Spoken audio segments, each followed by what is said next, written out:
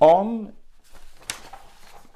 w moim poczuciu, Buffett myśli, żeby gotówkę zobligować, gotówkę przekształcić na dalekosiężne zamówienia surowcowe.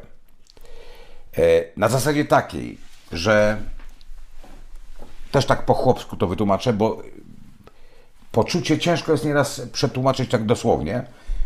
Na takiej zasadzie, że za spory kapitał on zamawia na ileś lat, na przykład ropy naftowej, czy na przykład jakiegoś surowca, czy załóżmy zamawia stal na ileś lat. On za to z góry płaci. W ten sposób będzie się zabezpieczał, że to, co pozbył się z akcji, które uschną, bo będzie wielki krach, dolar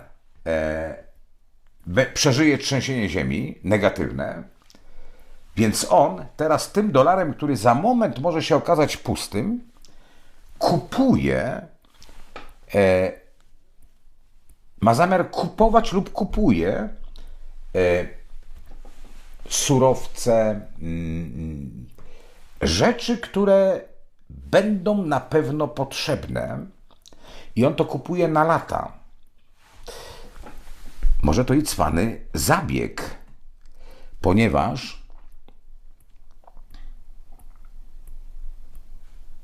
no przecież to jest, ponieważ płaci dolarem, który się może okazać niedługo pustym, kupuje za niego na kilka lat bardzo poważne ilości, na przykład ropy, na przykład innych surowców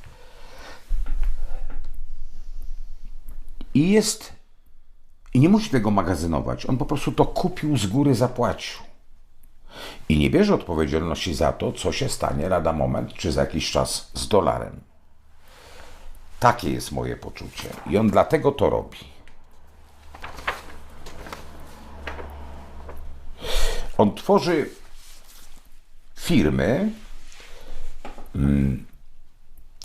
firmy, które są pośrednikami i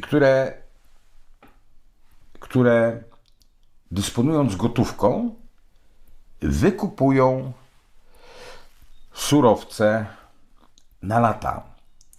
Na zasadzie takiej, że nie ściągają ich w tej chwili w całości do siebie, tylko mają gwarancję, że na przykład przez powiedzmy 10 lat będą mogli w takiej ilości odbierać, za co już teraz zapłacą, odbierać surowce. Proszę Państwa, rzeczywiście, jeżeli ma się coś stać z dolarem, to co mi się kojarzy, to jest kapitalny ruch. Jeżeli na świecie, jeżeli świat nie będzie zryty wojną w całości, a miejsca, w których on inwestuje i kupuje na lata te rzeczy, to idealnie zabezpiecza swój kapitał tak potężny, ponieważ będzie miał cokolwiek, jakiekolwiek wartości później będą finansowe, to de facto on zabezpieczył te pieniądze, bo surowce świat zawsze będzie potrzebował, a zwłaszcza po takich przejściach, które będą teraz, po wojnach, i on na spokojnie zabezpiecza, on będzie wydawał, on wydaje te dolary, te miliardy dolarów na poczet czegoś, co będzie uzyskiwał przez ileś tam lat, bo już za to zapłacił. To jest istotne i to jest bardzo cwany wybieg, żeby nie zostać z pustym dolarem i żeby nie tkwić w giełdzie, która spłynie na czerwono w odpowiednim momencie. Tak to czuje Buffett. I on ma taki zamysł, że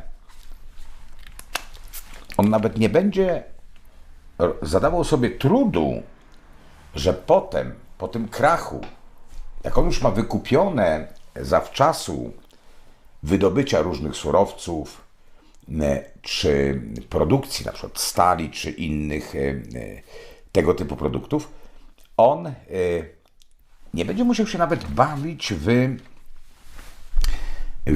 coś takiego jak sprowadzanie tego, przewożenie statkami. Te jego firmy, oczywiście w umowie będzie tak, że oni na przykład co roku mają taki i taki odbiór tego i tego. I oni to mają zagwarantowane, bo oni za to z góry zapłacili. Dolarem, który jest niebezpieczny w tej chwili. A potem zadaniem tych firm będzie coś takiego, że jak ten kryzys nastąpi, on stanie się w dużej mierze jakimś na trochę lat potentatem, no bo tak, to, że powiedzmy rafineria ropy, czy tam inaczej, wydobycie ropy gdzieś w jakimś kraju jest, ale Buffett już to kupił wcześniej i tą ilość w ciągu roku on dysponuje, to on będzie mógł stawiać to na przetarg. Proszę, to jest taka i taka ilość ropy w tym roku, która należy się dla mnie, dla moich firm, wydobycie, z góry było to zapłacone, mamy to na umowie, proszę licytujcie się, kto da więcej, my to sprzedamy, tak, popłyniecie sobie, odbierzecie, a my wam odstępujemy. Trochę to na chłopski rozum tłumaczę, ale mówię tak, jak to czuje Buffett. I on by nie kupił złota, on by nie kupił nic, co jest świecące. Surowce. To, co oferuje Matka Ziemia, w to inwestuje, płacąc za to z góry. I co jest istotne, że on potworzył firmy, które nie mają magazynów, nie mają biurowców.